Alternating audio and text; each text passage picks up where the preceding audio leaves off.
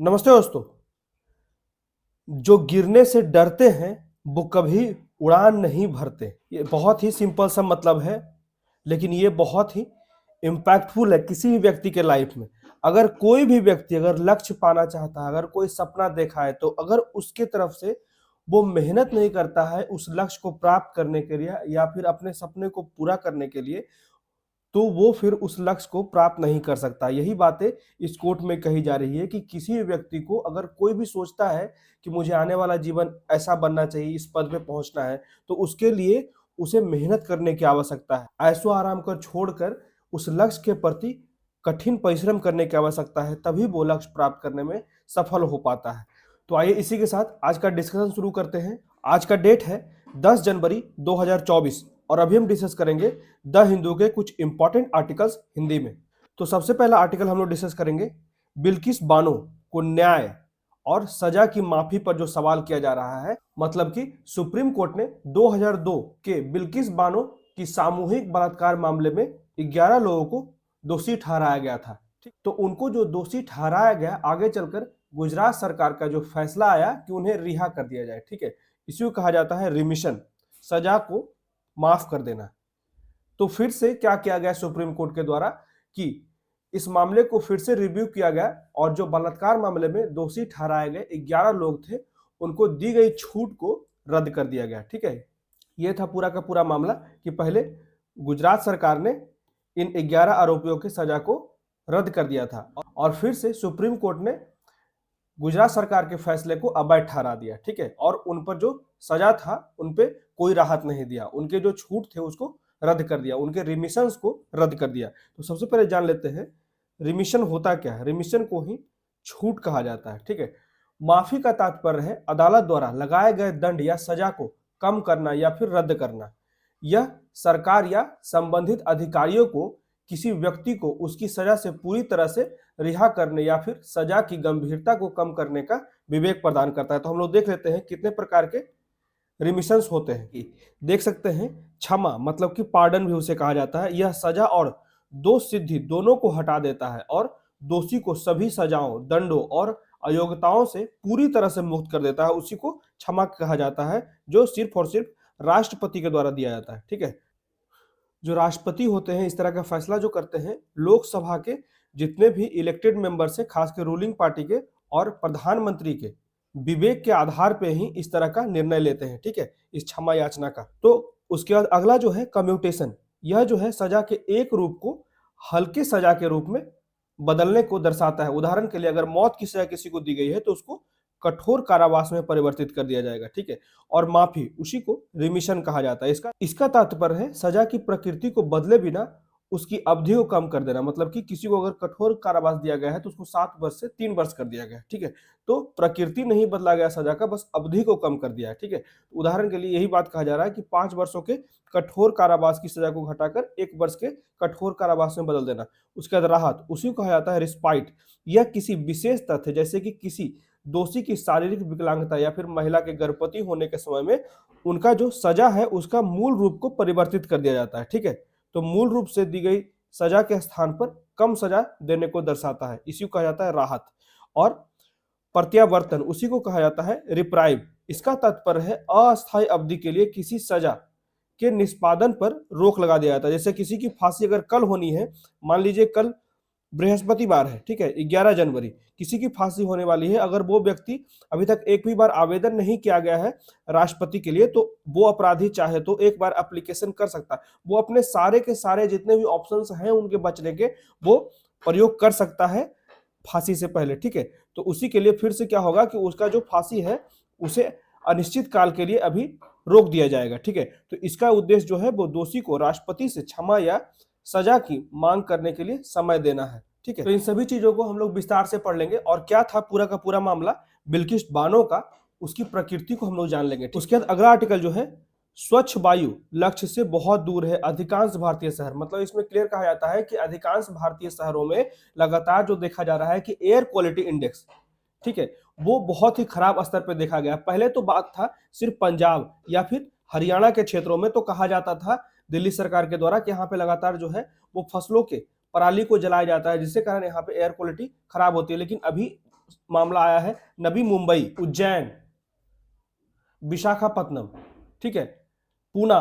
तो इन क्षेत्रों में ज्यादा से ज्यादा इंडस्ट्रियलाइजेशन के बढ़ने से भी यहाँ पे लगातार जो है एयर क्वालिटी इंडेक्स जो है वो खराब होती जा रही है। तो इसके रोकने के लिए क्या नए नए तरीके अपनाए जा रहे हैं, तो इसी के अपनाने के लिए एनसीएपी, इसी को कहा जाता है नेशनल क्लीन एयर प्रोग्राम, को अपनाया जा रहा है, जिसके लिए लागत रखा गया है 9,631 करोड़, जो कि इस गोल को प्राप्त कर सके। इसमें क्लियर कहा जाता है जो पार्टिकुलेट मैटर्स होते हैं उसको, उसके कंसेंट्रेशन को लगभग 40% तक कम किया जाएगा 2026 तक, ऐसा लक्ष्य रखा गया है 2017 की तुलना में, ठीक है। 2017 में जितना एयर क्वालिटी इंडेक्स था उससे 40% कम किया जाएगा पार्टिकुलेट मैटर्स को, और इसका जो लक्ष्य है लगभग 131 शहरों में है, ठीक है। पहले जो था इसका लक्ष्य जो था ये पहले 2024 था, उसी को अब इस लक्ष्य को शिफ्ट कर दिया गया है, 2 साल आगे बढ़ा दिया गया है और 2026 कर दिया गया है, तो ये भी ध्यान रखिएगा, ठीक है। तो उसके बाद अगला आर्टिकल जो है, प्रधानमंत्री मोदी ने गुजरात में यूएई के राष्ट्रपति के साथ रोड शो किया और वैश्विक व्यापार शिखर सम्मेलन का उद्घाटन किया। तो जो इंडिया और यूएई के बीच में है, अनेक प्रकार के अभी नए नए समझौते होने की संभावना है, ठीक है। बायलैटरल मीटिंग है, यहाँ पे द्विपक्षीय समझौता होने की संभावना है, जिसमें मुख्य बातें जो यहाँ पे की जा रही है, जैसे भी कैपिटल बिल्डिंग बनाने की बात की जा रही है, कि लगातार संसाधन विकास को बढ़ावा देने की बात की जा रही है, आईटी सेक्टर को ज्यादा से ज्यादा बूस्ट करने की बात की जा रही है, फिनटेक को बूस्ट करने की बात की जा रही है। उसके बाद ऊर्जा के क्षेत्र में ज्यादा से ज्यादा पेट्रोल से संबंधित ज्यादा से ज्यादा समझौता करने की बात की जा रही है, ठीक है। या फिर नए विकल्प जो ढूंढे जा रहे हैं, चाहे वो इलेक्ट्रिक व्हीकल हो या फिर हाइड्रोजन व्हीकल हो, उसको प्रमोट करने के लिए दोनों देश साथ आ सकते हैं। उसके बाद स्वास्थ्य के क्षेत्र में, जैसे कि ट्रेडिशनल मेडिसिन, जितने भी पारंपरिक दवाइयां हैं, उसको ज्यादा से ज्यादा बढ़ावा देने के लिए भारत और यूएई जो है वो एक साथ आ सकते हैं। उसके बाद फिर आईएसए, मतलब कि इंटरनेशनल सोलर अलायंस, या फिर बात करें सीडीआरआई, जिसे कहा जाता है coalition of disaster resilient infrastructure, ठीक है। तो इन सारी चीजों में भी भारत चाह रहा है कि ज्यादा से ज्यादा यूएई का सहयोग मिले, ठीक है, यूएई का सहयोग मिले। तो ये सारी चीजों को हम लोग विस्तार से पढ़ लेंगे, और भी चीजें ये पहले से कब से भारत और संयुक्त अरब अमीरात के बीच में संबंधों को बढ़ावा मिला, हर एक चीज को, इसके हिस्ट्री को भी देख लेंगे, ठीक है। ये सारे के सारे जितने भी 3 आर्टिकल दिया हूं मैं, सारे के सारे को मैं मेंस के फॉर्मेट में अब डिस्कस करूंगा, ठीक है। और इसमें भी एक एमसीक्यू हम लोग डिस्कस करेंगे, और इसमें भी भारत और यूएई के संबंध से संबंधित भी एक एमसीक्यू हम लोग डिस्कस करेंगे। तो आइए शुरू करते हैं। तो सबसे पहले जो आर्टिकल है इसमें justice for Bilkis Bano, questions on remissions, यही बात कहा जा रहा है कि इसमें मुख्य मामला जो था, जो बिल्किस बानो का जो रेप हुआ था, उसमें 11 दोषी पाए गए थे, ठीक है, जिसे सजा दी गई, और उसे बाद में गुजरात सरकार के द्वारा उनकी सजा को समाप्त कर दिया गया, ठीक है। फिर से सुप्रीम कोर्ट के द्वारा जो छूट दिया गया, रिमिशन किया गया, फिर से सुप्रीम कोर्ट के द्वारा उनके छूट को ही रद्द कर दिया गया, ठीक है। तो यही पूरा मामला है, इसको विस्तार से देख लेते हैं।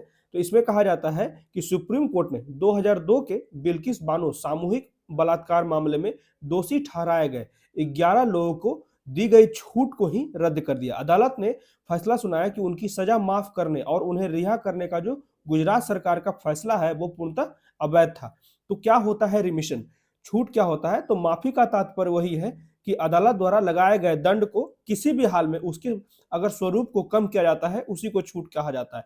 जैसे कि किसी को अगर सजा दिया गया है, अगर उसके जैसे सजाए मौत दिया गया, फांसी की सजा सुनाई गई, तो उसे उम्र कैद में बदल दिया गया, उसकी प्रकृति बदली गई, ठीक है, प्रकृति बदली गई, या फिर अवधि परिवर्तित किया गया, ठीक है, ठीक है, उसका स्वरूप बदला गया, जैसे कि कोई व्यक्ति शारीरिक रूप से अपंग है या फिर महिला प्रेग्नेंट है, ठीक है, तो उसकी भी स्थिति देख के उसके सजा को थोड़ा कम कठोर कर दिया जाता है, ठीक है। तो वहां पे उसकी प्रकृति बदली गई। तो ये सारी चीजें जितनी भी छूट दी जाती है उसी को कहा जाता है रिमिशन। जैसे कि हम लोग ये देख चुके हैं, जैसे कि यहाँ पे शर्तों का अर्थ क्या है, ठीक है, छूट कैसे मिलता है। तो यहाँ पे क्षमा, जैसे राष्ट्रपति के द्वारा क्षमा दिया जाता है, वो भी लोकसभा के सदस्यों के सहमति से, उसके आदेश के कारण, ठीक है, जो अभी रूल कर रहे हैं उन्हीं के आदेश पर, राष्ट्रपति अपने मर्जी से नहीं करते, राष्ट्रपति का ये विवेकाधीन शक्तियां नहीं होता है क्षमा देना, ठीक है। तो ये ध्यान रखिएगा। तो और क्षमा तभी दिया जाता है, देख सकते हैं कि जब कोई भी दोष अगर आरोपित किया गया है न्यायालय के द्वारा, अगर वो परिवर्तित किया जाता है या पूर्णतः मुक्त कर दिया जाता है, तो उसी को क्षमादान कहा जाता है। कोई भी अगर सजा है, अगर उसे पूर्णतः मुक्त कर दिया जाता है, ठीक है, राष्ट्रपति के द्वारा, उसी को कहा जाता है क्षमा। उसके बाद कम्यूटेशन, कम्यूटेशन में हम लोग देख चुके हैं, जो सजा अगर कठोर है उसको हल्का कर दिया जाता है, जैसे मौत की सजा है उसको कठोर कारावास में उसकी प्रकृति को बदला जाता है, ठीक है। जैसे माफी हो गया, तो माफी में क्या होता है कि उसकी अवधि में परिवर्तन किया जाता है। उसके बाद राहत क्या होता है, तो जैसे किसी व्यक्ति के विशेष परिस्थिति में राहत दिया जाता है, जैसे शारीरिक विकलांगता आ गई या फिर महिला जो है गर्भावस्था में हो, तो उन्हें इस विशेष परिस्थिति में कुछ राहत दिए जाते हैं। उसके बाद प्रत्यावर्तन, इसका तात्पर्य है अस्थायी अवधि के लिए। अगर कोई व्यक्ति को फांसी की सजा होनी है आने वाले समय में एक दिन बाद, तो अगर वो चाहे तो राष्ट्रपति से एक बार प्रार्थना कर सकता है अपने सजा को माफ करने के लिए। तो इस तरह का प्रार्थना जब किया जाता है तो उसकी जो फांसी होती है उसको अनिश्चित काल के लिए रोक दिया जाता है। ठीक है, तो यही पूरा का पूरा कि कितने प्रकार के छूट होते हैं हम लोगों ने डिस्कस किया। अब आगे देख लेते हैं छूट और पैरोल दोनों क्यों अलग होते हैं। तो छूट और पैरोल जो होता है उसका तात्पर्य होता है जेल के जीवन से छुट्टी। हालांकि जो माफी में सजा में कमी हो जाती है जबकि सजा की प्रकृति अछूती रहती है। वही बातें हैं जो हम लोगों ने भी देखा। ठीक है, ये है पूरा का पूरा मामला जिसमें छूट दिया गया था बिल्किस बानो केस में। ठीक है, बिल्किस बानो का गैंग रेप हुआ था जिसमें 7 मेंबर्स और उसके परिवार जो थे संलिप्त थे। ठीक है, ये कब का मामला है, तो गुजरात राइट जब हुआ था 2002 में, जिसमें 11 लोगों को अपराधी घोषित किया गया था सरकार के द्वारा। ठीक है, और जब गुजरात गवर्नमेंट ने उनकी सजा को माफ कर दिया, ये कब का मामला है, तो 15 अगस्त 2022 को। ठीक है, गुजरात सरकार के द्वारा इसे माफ कर दिया गया। फिर से सुप्रीम कोर्ट का जजमेंट आया कि गुजरात गवर्नमेंट का जो डिसीजन है वो कहीं ना कहीं अवैध है। ठीक है, उसे इलीगल घोषित कर दिया गया। तो यही पूरी चीजें थी। अब देख लेते हैं संवैधानिक प्रावधान क्या क्या है भारत में छूट को नियंत्रित करने वाले संवैधानिक प्रावधान। ठीक है, तो जैसे अनुच्छेद 72, तो मृत्युदंड के सभी मामलों में राष्ट्रपति किसी व्यक्ति की सजा को माफ कर सकता है, राहत दे सकता है। ठीक है, राहत दे सकता है या फिर माफ भी कर सकता है या फिर सजा को निलंबित भी कर सकता है या कम कर सकता है, कुछ भी कर सकता है राष्ट्रपति। ठीक है, यह सभी मामलों में किसी भी अपराध के लिए दोषी ठहराए गए किसी व्यक्ति के लिए किया जा सकता है। सजा या कोर्ट मार्शल कोई भी मामला हो उसमें राष्ट्रपति इसमें चेंज कर सकता है। उन सभी मामलों में जहां सजा या फिर सजा केंद्र सरकार की कार्यकारी शक्ति समेत किसी कानून के तहत अपराध के लिए किया गया हो। अनुच्छेद 161 में कहा जाता है कि राज्यपाल सजा को माफ कर सकता है, राहत दे सकता है या माफ कर सकता है। ठीक है, यहाँ पे कुछ चीजें हैं कि निलंबित नहीं कर सकता है पूर्णतः। ठीक है, वो कम कर सकता है, प्रकृति को बदल जरूर सकता है, लेकिन पूर्णतः निलंबित नहीं कर सकता है अगर मामला केंद्र सरकार का हो। तो ये ध्यान रखिएगा कि राज्यपाल सिर्फ और सिर्फ फांसी को पूर्णतः रद्द नहीं कर सकता है। ठीक है, ये ध्यान रखिएगा, किसी भी जितने भी सजा है उसको रद्द नहीं कर सकता राज्यपाल, उसको कम कर सकता है अगर मामला स्टेट का हो। तो कानूनी शर्तें क्या क्या है, तो जेल अधिनियम 1894 जिसमें छूट प्रणाली को जेल अधिनियम 1894 के तहत परिभाषित किया गया। तो ये ध्यान रखिएगा, धारा 432 सीआरपीसी जिसे अभी हाल ही में बदल दिया गया है। तो सीआरपीसी की धारा 432 में क्या कहा जाता था कि राज्य सरकारों को सजा माफ करने की शक्ति प्रदान करती है क्योंकि जेल जो है वो राज्य का विषय है। उसके बाद धारा 433A सीआरपीसी में कहा जाता है उन दोषियों के लिए न्यूनतम 14 साल की जेल की सजा का प्रतिबंध लगता है जिन्हें मौत की सजा की अधिकतम सजा वाले अपराधों के लिए आजीवन कारावास की सजा सुनाई जाती है। तो ये भी बात ध्यान रखिएगा, मिनिमम 14 साल सजा काटना ही पड़ता है। तो सुप्रीम कोर्ट का क्या फैसला आया, तो ये 2 केसेज हैं, याद रखिएगा, केहर सिंह बनाम भारत संघ। तो सुप्रीम कोर्ट ने इसमें कहा कि अदालत किसी भी कैदी को सजा माफी के लाभ से इनकार नहीं कर सकता। सजा माफी से इनकार करना सुधार के सिद्धांतों के खिलाफ है और दोषी को अंधेरे गड्ढे में ढकेलने के बराबर है। इसलिए वो जहां चाहे जो भी विकल्प उपयोग करना चाहे वो राष्ट्रपति से भी अपना क्षमा याचना कर सकता है। ठीक है, राज्यपाल से अपना क्षमा याचना कर सकता है। न्यायालय का हमेशा एक ही मतलब होता है कि वो कभी भी उसका जो न्याय है ना वो दोषपूर्ण न हो। तो इसलिए हमेशा से न्यायालय चाहता है कि अगर आपके पास अपना जो बेगुनाही साबित करने का जो भी सबूत है आप मेरे सामने ला सकते हैं। ठीक है, यही बात यहाँ पे कहा जा सकता है। उसके बाद अगला जो है हरियाणा राज्य बनाम महेंद्र सिंह 2007 में किसी दोषी को सजा माफी का मौलिक अधिकार नहीं है। यहाँ पे क्लियर कहा जाता है ये मौलिक अधिकार नहीं है कि कोई भी व्यक्ति अगर दोषी है उसको माफी मिल ही जाए। तो राज्य को छूट की अपनी कार्यकारी शक्ति का प्रयोग करते हुए छूट के प्रासंगिक आधारों को ध्यान में रखते हुए प्रत्येक व्यक्तिगत मामले पर विचार करना चाहिए। ठीक है, तो छूट के आधार क्या क्या है, तो लक्ष्मण नस्कर बनाम भारत संघ 2000 में सुप्रीम कोर्ट ने 5 आधार बताए थे, ये याद रखिएगा, रिमिशन के। ठीक है, छूट के 5 आधार बताए गए थे। तो समाज को प्रभावित करने वाले अपराध की प्रकृति, भविष्य में अपराध दोहराए जाने की संभावना, अपराधी अपराध करने की क्षमता खो रहा है, दोषी को जेल में रखकर सजा दी जा रही है, दोषी के परिवार की सामाजिक आर्थिक स्थितियां। तो ये 5 कारण में से किसी एक कारण पे छूट दिया जा सकता है। ठीक है, तो उम्र कैद की सजा काट रहे अगर कोई भी अपराधी है, दोषी है, तो उसको न्यूनतम 14 साल की सजा काटने के बाद ही उसको छूट पाने का हकदार है। तो जेल सांख्यिकी 2020 की डेटा से पता चलता है कि जेल में लगभग 61% जो दोषी हैं वो आजीवन सजा काट रहे हैं, आजीवन कारावास का सजा काट रहे हैं। ठीक है, तो भारत में छूट के प्रसिद्ध मामले क्या क्या हैं, कौन कौन से मामले में रिमिशन दिया गया है प्रेसिडेंट के द्वारा। तो यहाँ पे राजीव गांधी की हत्या का मामला 1991 में, तो 2018 में तमिलनाडु सरकार ने राजीव गांधी हत्याकांड के दोषियों में से एक एजी पेरारी बलन को अच्छे व्यवहार के आधार पर रिहा करने की सिफारिश की और राज्यपाल से विचारार्थ अनुशंसा की गई। ठीक है, तो यहाँ पे एक को यहाँ पे मुक्त कर दिया गया था। उसके बाद अगला जो मामला है, पंजाब के मुख्यमंत्री बेअंत सिंह की हत्या 1995 में हुई। तो इसका जो मामला 2014 में मुख्यमंत्री प्रकाश सिंह बादल के नेतृत्व वाली पंजाब सरकार ने कारावास के दौरान अच्छे व्यवहार और आचरण के आधार पर मुख्यमंत्री बेअंत सिंह की हत्या में शामिल कुछ दोषियों को रिहा करने का फैसला लिया गया था और यह जो निर्णय था ये भी विवादास्पद था और न्याय और पीड़ित परिवारों के अधिकारों के बारे में बहस छिड़ गई थी। उसके बाद अगला जो मामला है, जेसिका लाल मर्डर केस 1999 का मामला है। हाई प्रोफाइल जेसिका लाल मर्डर केस में मनु शर्मा को उम्र कैद की सजा दी गई थी, जिसमें 2011 में दिल्ली सरकार ने अच्छे आचरण का हवाला देते हुए शर्मा को समय से पहले रिहा करने की सिफारिश की। हालांकि बाद में यह निर्णय पलट दिया गया और शर्मा की रिहाई को अस्वीकार कर दिया गया, जैसे अभी का मामला है। ठीक है, जैसे 11 आरोपियों को सजा जो है रद्द कर दिया गया गुजरात सरकार के द्वारा, उसके बाद सुप्रीम कोर्ट ने इस पर फिर से स्टे लगा दिया गया। ये मामले ऐसे उदाहरणों को दर्शाते हैं जहां कारावास से छूट या फिर शीघ्र रिहाई का प्रश्न जो है वो सार्वजनिक बहस और कानूनी जांच का विषय बन जाता है। तो आगे देख लेते हैं छूट के प्रावधान, जो रिमिशन के प्रावधान है उसके पक्ष में क्या क्या तर्क दिए जाते हैं, उसके बाद इसके विपक्ष में भी क्या क्या तर्क दिए जाते हैं। ठीक है, इसके विरोध में दोनों चीजों को हम लोग देखेंगे। सबसे पहले देख लेते हैं पक्ष में कौन कौन से तर्क है।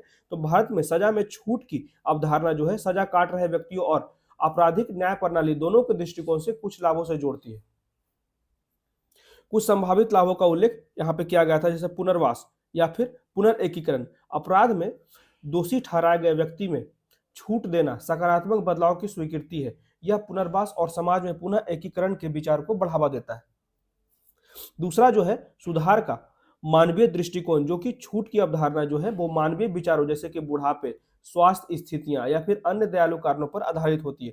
जेल में भीड़ भाड़ को रोकता है। ठीक है, जैसे कि सजा काट रहे व्यक्तियों की संख्या को कम करने हेतु जो लोग अच्छे आचरण रखते हैं, जो भी अपराधी, उनको रिहा कर दिया जाता है, जिससे कि जो नए कुख्यात अपराधी हैं उसको नियंत्रित करने में आसानी हो। उसके बाद कैदियों के अच्छे व्यवहार का विकास हो जाता है, जैसे कि अगर कुछ लोगों को किसी भी जेल से वहां से छोड़ दिया जाता है उसके अच्छे आचरण के कारण, तो और भी वहां पे जो अपराधी हैं वो भी प्रेरित होते हैं, उसका भी मस्तिष्क परिवर्तित होता है। ठीक है, और छूट की संभावना कैदियों को अच्छा व्यवहार प्रदर्शित करता है, जिससे जेल नियमों का पालन करने, पुनर्वास कार्यक्रम में सक्रिय रूप से शामिल होने के लिए प्रोत्साहन के रूप में कार्य करता है। यह सुधारात्मक सुविधाओं के भीतर एक सकारात्मक वातावरण है। उसके बाद न्यायिक और सुधार प्रणाली की दक्षता में सुधार। छूट अधिकारियों को उन मामलों पर संसाधनों पर ध्यान केंद्रित करने में सक्षम बनाती है जहां कारावास आवश्यक समझता है, जबकि ऐसे व्यक्तियों की रिहाई के लिए एक अवसर प्रदान करता है जो अब कोई महत्वपूर्ण खतरा पैदा नहीं कर सकता है। ठीक है, तो यही बात है, कुछ लोगों को यहाँ पे इस कारण से छूट दी जाती है जिससे कि प्रेरित हो सके कि वो आने वाले जीवन में इस तरह के अपराध ना करे। ठीक है, उसके बाद लागत से ही बचाव। छूट के परिणाम स्वरूप जेलों के रखरखाव और प्रबंधन से जुड़ी जो लागत होती है वो भी बचाई जाती है, इसलिए भी इस तरह का छूट दिया जाता है। अब देख लेते हैं इसके विरुद्ध कौन कौन से तर्क हैं। हालांकि भारत में छूट के कुछ फायदे हैं, लेकिन इससे संभावित नुकसान और चुनौतियां भी पैदा होती है, इसलिए कुछ आलोचक छूट के प्रावधान के खिलाफ भी तर्क दे रहे हैं, जैसे कि सार्वजनिक सुरक्षा के बारे में चिंताएं। आलोचकों का तर्क है कि कुछ मामलों में पुनर्वास और अच्छे व्यवहार पर ध्यान जघन्य प्रकृति के अपराधों में शामिल कुछ अपराधियों से जुड़े सार्वजनिक सुरक्षा के जोखिम को पर्याप्त रूप से संबोधित नहीं किया जाता है। ठीक है, तो इस तरह के भी बातें अभी सामने आ रही है। उसके बाद विवादास्पद मामले और सार्वजनिक आक्रोश, विशेष रूप से हाई प्रोफाइल और विवादास्पद मामले, जैसे अभी देखा गया एक दो मामले में फिर से जो भी रिहा करने की जो भी निर्णय दी गई थी उसको फिर से वापस लेना पड़ा, उसी की बात की जा रही है। जो विवादास्पद मामले होते हैं या फिर हाई प्रोफाइल केसेज होते हैं उसमें छूट के संबंध में निर्णय सार्वजनिक आक्रोश का कारण बन सकता है, जिसमें कहा जाता है करुणानिधि द्वारा राजीव गांधी हत्या मामले में दोषियों को छोड़ा गया, वहां पे भी आक्रोश उत्पन्न हो गया था। उसके बाद आवेदन में असंगति, छूट की विवेकाधीन प्रकृति के कारण इसके आवेदक में असंगत हो सकता है, जिससे कि समान परिस्थितियों वाले समान मामले में अलग अलग तरीके से व्यवहार किया जा सकता है, जिससे कानून के समक्ष निष्पक्षता और समानता पर भी प्रश्न चिन्ह उठाया जा सकता है, सवाल उठाया जा सकता है। ठीक है, जो राजनीतिक प्रभाव की संभावना, यहाँ पे राजनीतिक पॉलिटिकली भी इन्फ्लुएंस की बात की जा रही है, तो छूट के लिए निर्णय लेने की प्रक्रिया में राजनीतिक हस्तक्षेप या फिर प्रभाव का जोखिम है, जो कि राजनीति से प्रेरित निर्णय न्याय के सिद्धांतों और कानून की प्रणाली की अखंडता से समझौता कर सकता है। तो ये कुछ बातें कहा जा रहा है आलोचकों के द्वारा, और कहीं ना कहीं ये पॉइंट भी सही है। ठीक है, आगे इसमें कहा जाता है निवारण को कमजोर करता है। इसमें आगे कहा जाता है कि छूट की उपलब्धता जो है वो आपराधिक दंड के निवारक प्रभाव को कमजोर कर सकती है। यदि व्यक्तियों का मानना है कि अच्छे व्यवहार के लिए उन्हें जल्दी रिहा किया जा सकता है, तो इससे आपराधिक कार्यों के परिणामों की कथित गंभीरता कम हो सकती है। ठीक है, यही बात कहा जाता है कि अपराध कर लिया, फिर से कुछ दिन बाद नाटक करके वो फिर से जेल से रिहा हो सकते हैं। उसके बाद पीड़ित और उत्तरजीवी की चिंताएं, ऐसे मामलों में जहां छूट दी गई है, पीड़ितों या उसके उत्तरजीवी की चिंताओं और अधिकारों को नजरअंदाज किया जा सकता है। पीड़ितों को लग सकता है कि कानूनी प्रणाली उसकी जरूरतों को पर्याप्त रूप से संबोधित नहीं कर रही है, खासकर अगर किसी अपराधी की रिहाई से परेशानी या भय हो। ठीक है, उसके बाद पारदर्शिता का अभाव, छूट के लिए निर्णय लेने की प्रक्रिया हमेशा पारदर्शी नहीं होता। ठीक है, यहाँ पे ये भी बात कहा जाता है कि रिमोशन के लिए अगर कोई भी निर्णय लिया जाता है तो हर बार वो ट्रांसपेरेंट नहीं होता है। ठीक है, वो कहीं ना कहीं किसी न किसी पक्ष की तरफ झुकाव रखता है। ठीक है, ये भेदभाव पूर्ण होता है, जिससे अधिकारियों द्वारा माने जाने वाले मानदंडों के बारे में संदेह पैदा होता है, और पारदर्शिता की कमी से आपराधिक न्याय प्रणाली में जनता का विश्वास कम होता है। ठीक है, तो इसमें वे फॉरवर्ड क्या होना चाहिए, तो व्यक्तिगत मामलों पर सावधानी पूर्वक विचार करने की आवश्यकता है। माफी के लिए मामलों पर सावधानी पूर्वक विचार किया जाना चाहिए, जिससे कि जैसे कि यहाँ पे एग्जांपल दिया गया है लक्ष्मण नस्कर बनाम भारत संघ 2000 में सुप्रीम कोर्ट द्वारा निर्धारित सभी सिद्धांतों को अधिकारियों द्वारा अपने छूट के फैसले में उचित ठहराया जाना चाहिए। उसके बाद इसमें कहा गया था, सुप्रीम कोर्ट के द्वारा इस तरह गाइडलाइन दिया गया था, उसके बाद निर्णय लेने में पारदर्शिता होनी चाहिए, उसके बाद निष्पक्षता और तर्कसंगतता होनी चाहिए। माफी की प्रक्रिया निष्पक्ष और उचित होनी चाहिए और प्रासंगिक मानदंडों के एक सेट पर आधारित होना चाहिए। जैसे कि क्या अपराध में शामिल अपराध ने बड़े पैमाने पर समाज को प्रभावित किया है, क्या दोषी ने समान अपराध करने की क्षमता बरकरार रखी है या फिर सुधार करने में सक्षम हुआ है। उसके बाद तर्कसंगत और व्यापक छूट नीति। ठीक है, जिसमें छूट की नीति में कानून के शासन या फिर सामाजिक हितों का उल्लंघन किए बिना मानवीय विचारों और दोषियों के सुधार के दायरे को शामिल किया जाना चाहिए। अब देख लेते हैं इसे संबंधित एक क्वेश्चन, इसमें क्वेश्चन में कहा जाता है भारत के संबंध में निम्नलिखित कथनों पर विचार करें। तो पहला स्टेटमेंट है, जब कोई कैदी पर्याप्त मामला बनता है तो ऐसे कैदी को पैरोल से इनकार नहीं किया जा सकता है, क्योंकि यह उसके अधिकार का मामला है। ऐसा नहीं है, पैरोल किसी का अधिकार का मामला नहीं है। उसके बाद राज्य सरकार के पास कैदियों को पैरोल पर रिहा करने के अपने नियम है, सभी राज्यों के पास अपने अपने नियम है। ठीक है, तो क्या हो जाएगा इसका सही उत्तर, इसका सही उत्तर हो जाएगा केवल 2। ठीक है, मतलब कि पैरोल का प्रावधान एक विशेषाधिकार रियायत है, लेकिन किसी भी दोषी कैदी का अधिकार नहीं है, इसलिए पहला स्टेटमेंट गलत हो गया। और दूसरा जो स्टेटमेंट है, संविधान की 7वीं अनुसूची की राज्य सूची के तहत जेल जो है वो किसी राज्य का विषय है, इसलिए हर एक राज्य में अपना अपना जेल का अधिनियम होता है, इसलिए सेकेंड स्टेटमेंट सही हो गया। अब बढ़ते हैं अगले आर्टिकल की तरफ। इसमें कहा जाता है most Indian cities are far from clean air target, मतलब कि स्वच्छ वायु लक्ष्य से बहुत दूर है अधिकांश भारतीय शहर। ठीक है, यहाँ पे देख सकते हैं इस फिगर में लगातार जो है सभी राज्यों का एयर क्वालिटी इंडेक्स जो है वो बढ़ता जा रहा है। पहले की बात हो जा रही थी, जैसे कि हरियाणा हो गया, पंजाब हो गया, यहाँ के कारण जो है दिल्ली के क्षेत्रों में ऐसा कहा जाता है कि दिल्ली के जो एयर क्वालिटी इंडेक्स खराब हो रही है, वहां पे कहीं ना कहीं पंजाब और हरियाणा के खेत में जो बड़ी मात्रा में फसल के पराली जलाए जाते हैं, उसके परिणाम स्वरूप ही दिल्ली में जो हवा का गुणवत्ता जो है बहुत ज्यादा खराब हो जाती है। लेकिन अभी वर्तमान समय में देखा गया है, चाहे वो मुंबई हो, ठीक है, उज्जैन हो, विशाखापत्तनम हो, जयपुर हो, इन क्षेत्रों में भी स्थितियां बहुत खराब हो रही है। लगातार एयर क्वालिटी इंडेक्स जो है वो खराब स्थिति में पहुंच रही है। वाराणसी हो, ठीक है, तो ये सारे जो क्षेत्र हैं कहीं ना कहीं जो है लगातार जो बहुत तेजी से अर्बनाइजेशन हो रहा है, डेवलपमेंट हो रहा है वहां पे, इसके कारण भी यहाँ पे एयर क्वालिटी इंडेक्स खराब हो रही है। तो इसी के लिए जो है हम लोग आज इसको विस्तार से पढ़ेंगे और इसके लिए जो है एनसीएपी को पढ़ेंगे। ये क्यों लाया गया है, मेनली जो है ये एयर क्वालिटी इंडेक्स को सुधारने के लिए ही लाया गया। ठीक है, तो यहाँ पे कहा जाता है कि हर सर्दी के साथ जो एनसीआर रीजन है राजधानी में प्रदूषण स्तर बढ़ने की खबर आती है और प्रदूषण की समस्या न केवल एनसीआर क्षेत्र बल्कि इलाहाबाद और लुधियाना जैसे कई अन्य प्रमुख शहरी क्षेत्रों को भी परेशान कर रहा है, जो दुनिया भर में प्रदूषण रैंकिंग में दिल्ली से ऊपर है। और भारत में वायु प्रदूषण को रोकने के लिए कई संगठन और अधिनियम हैं जो दुर्भाग्य से ऐसा करने में अप्रभावित हो रहे हैं, मतलब कि एयर क्वालिटी इंडेक्स को सुधारने में अप्रभावी साबित हो रहे हैं। तो अभी इसके लिए ही एक नया फ्रेमवर्क बनाया गया है, जिसके लिए 9,631 करोड़ लगाए गए हैं, जिसे कहा जाता है नेशनल क्लीन एयर प्रोग्राम, राष्ट्रीय स्वच्छ वायु कार्यक्रम, एनसीईपी का घोषित लक्ष्य जो है लगभग 131 शहरों में 2026 तक, पहले ये जो लक्ष्य रखा गया था 2024 तक ही रखा गया था, लेकिन अभी इसे 2 साल और बढ़ा दिया गया है 2026 तक। 2017 में जो एयर क्वालिटी इंडेक्स था किसी भी क्षेत्र का, किसी भी सिटी का, ठीक है, उससे तुलना करके उससे लगभग 40% तक जो पार्टिकुलेट मैटर्स हैं उसके कंसेंट्रेशन सांद्रता को कम करने के लिए लक्ष्य रखा गया है। ठीक है, जब यह कार्यक्रम शुरू किया गया था तो लक्ष्य था इस शहर में 2024 तक प्रदूषकों में 20 से 40% की कटौती करना, लेकिन बाद में इस लक्ष्य को 2026 में स्थानांतरित कर दिया गया और इसमें क्लीन कर दिया गया 40% तक पार्टिकुलेट मैटर्स को कम करने की बात की जा रही है। तो यहाँ पे फिगर में देख सकते हैं कि 10 सबसे ज्यादा प्रदूषित शहर कौन कौन से हैं। दिल्ली हो गया, फरीदाबाद, गाजियाबाद, पटना, मुजफ्फरपुर, नोएडा, मेरठ, गोविंदगढ़, गया और जोधपुर। ठीक है, ये जो है PM 2.5 के लेवल पे देखा जा रहा है। और PM 10 पे अगर देख सकते हैं तो पहला जो है वो गाजियाबाद है, दूसरा फरीदाबाद, दिल्ली, नोएडा, पटना, मेरठ, मुजफ्फरपुर। ठीक है, ये सारे जो क्षेत्र हैं यहाँ पे दोनों स्तर पे, चाहे वो PM 2.5 हो या फिर PM 10 हो, दोनों ही बहुत खराब स्थितियों में है इन क्षेत्रों में। ठीक है,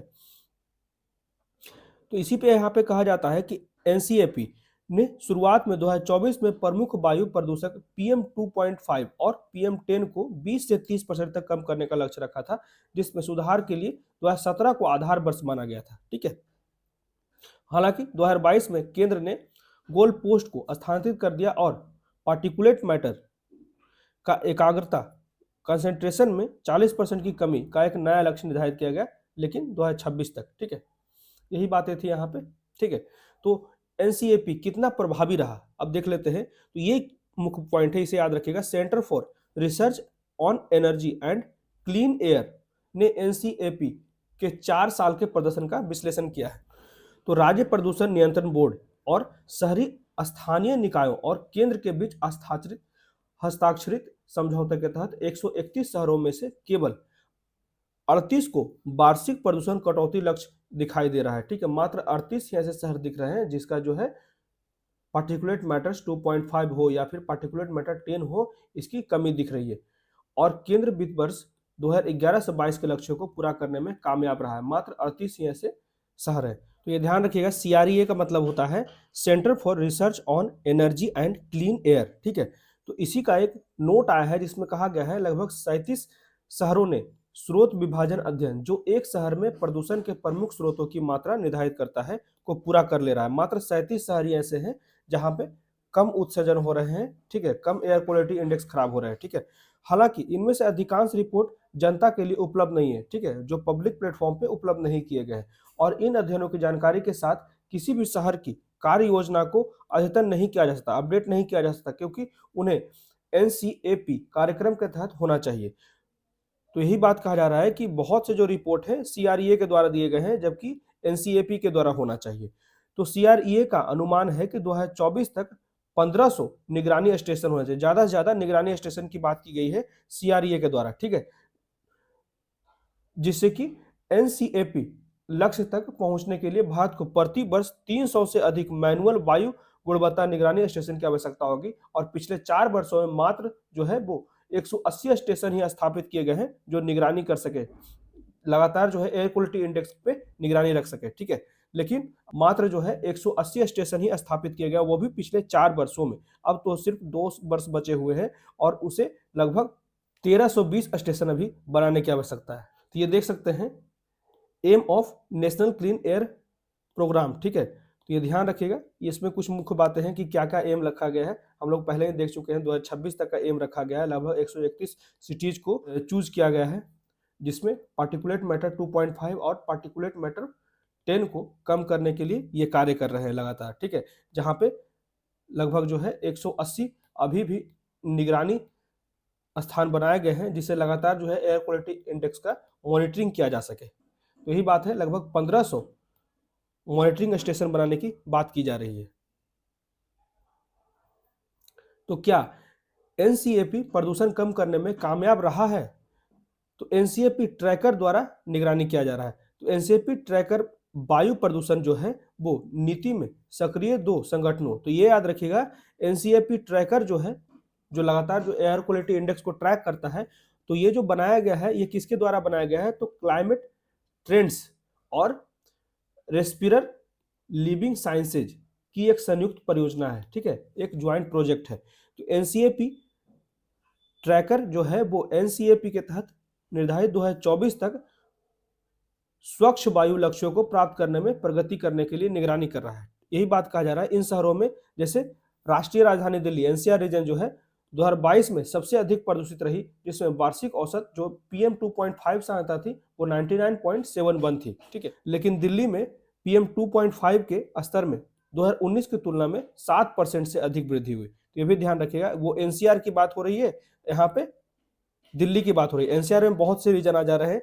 जो दिल्ली के बाउंड्रीज पे भी, जो यूपी के क्षेत्र है या फिर हरियाणा के क्षेत्र है, ठीक है, वो भी एनसीआर के रीजन में आता है, लेकिन दिल्ली जो है सिर्फ और सिर्फ दिल्ली है। तो 2022 की शीर्ष 10 सबसे प्रदूषित सूची अभी हम लोग देख चुके हैं, ठीक है। इसके बाद देख लेते हैं कि विज्ञान एवं पर्यावरण केंद्र द्वारा निगरानी जो किया जा रहा है, जो लगातार कम करने की बात की जा रही है, इसके लिए क्या इफेक्टिव है। तो 2022 में centre for science and environment ने बताया कि PM 2.5 स्तरों के आधार पर 43 शहरों में से केवल 14 ने 2019 और 21 के बीच में अपने 2.5 स्तर को 10% या अधिक कम किया, ठीक है। 43 पे सर्वे किया गया, जिसमें मात्र 14 ही सिटी ऐसे दिखे जहां पे PM 2.5 के स्तर को कम किया गया, और केवल 43 शहरों पर विचार किया गया क्योंकि उनके पास वैज्ञानिक रूप से दीर्घकालिक रुझान स्थापित करने के लिए पर्याप्त डेटा थे। डेटा ही बहुत सबके पास नहीं है, तो पर्याप्त डेटा वाले 46 गैर एनसीएपी शहरों में से 21 ने 2019 और 21 के बीच में 5% या अधिक गिरावट करने के अपने वार्षिक PM 2.5 मूल्य में महत्वपूर्ण सुधार किए, ठीक है। तो ये कुछ डेटा है जिसे ध्यान रखिएगा,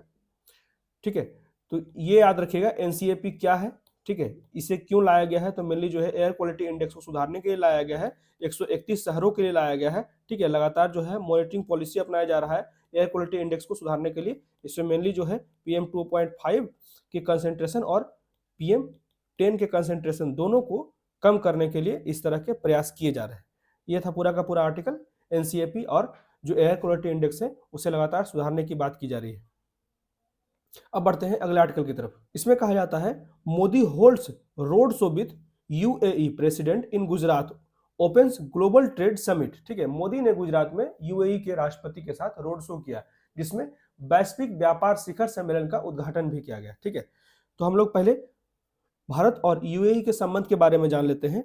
जैसे कि भारत और संयुक्त अरब अमीरात ने वर्ष 1972 में राजनयिक संबंध स्थापित किए थे। अगस्त 2015 में भारतीय प्रधानमंत्री की संयुक्त अरब अमीरात यात्रा ने दोनों देशों के बीच एक नई रणनीतिक साझेदारी की शुरुआत करने के रूप में दोनों देशों के द्विपक्षीय संबंधों को और अधिक बढ़ा दिया।